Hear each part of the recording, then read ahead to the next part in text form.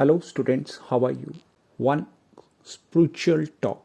Sharing family meals offer a wealth of benefits for children and parents alike.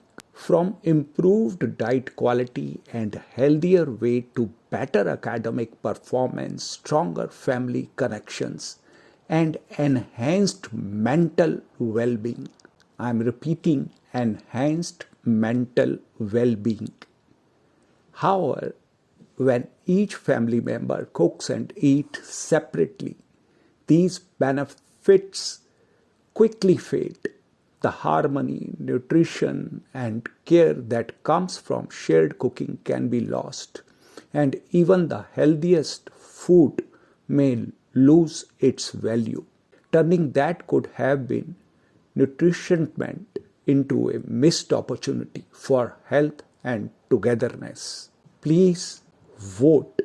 Am I right or wrong? Say yes or no. I will be very grateful.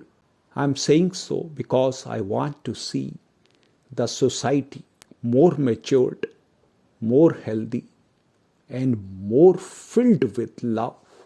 There is nothing bigger than the love. Love and blessings to all my students.